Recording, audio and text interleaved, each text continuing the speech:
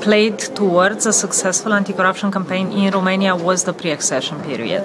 That opened up a window of opportunity for reformists from within the country, and here I'm referring to politicians, but also journalists and NGOs, to push for reforms, to force the government to change and to force reforms upon the judiciary, because for many years the judiciary has been controlled, and as being controlled it was underperforming, especially in terms of high-level corruption fight.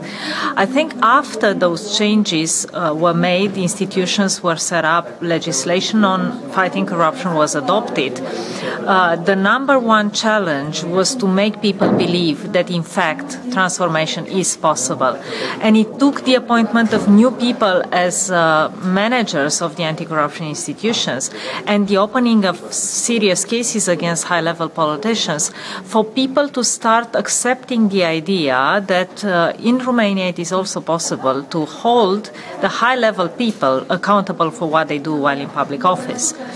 I think what we can learn from Romania is that you need good institutions, you need good legislation, but first and foremost you need good people. You need people that are smart, people that are brave, people that are integer, and are willing to fight this fight. This is not a popularity contest. They're not going to be loved by everybody. And if you exercise empathy, you understand that love is not part of the issue here, because if anti-corruption is indeed successful, a lot of the important people of a country are going to have a lot to lose. They lose their freedom, they lose their assets, they lose their fortunes, they lose everything they fought for their entire life. So of course they're going to resist it. We have seen a lot of media campaigns against anti-corruption fighters. We have seen a lot of defamation campaigns against them. I think it comes with the territory, and while we all hope that we could have a cleaner media environment, we are where we are today.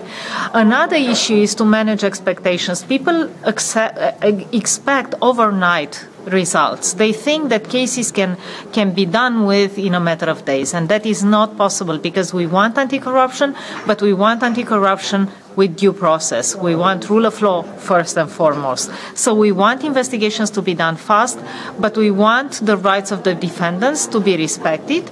It's not a luxury. It's something we have to do for everybody in a rule of law country. So cases can take a long time because these defendants have the resources to employ the best lawyers. So definitely they will try to make the best defenses in courts, which is going to prolong the process.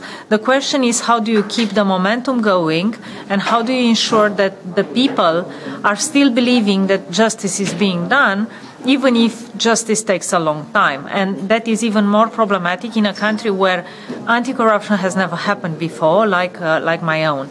I think what we have seen is that once the justice system starts to produce results, people side with the justice system and with the anti-corruption institutions. And we see a lot of public support for the anti-corruption institutions in Romania, and more people willing to accept that the country can change for the better. I think these are, in a nutshell, the lessons learned, and I think it is possible.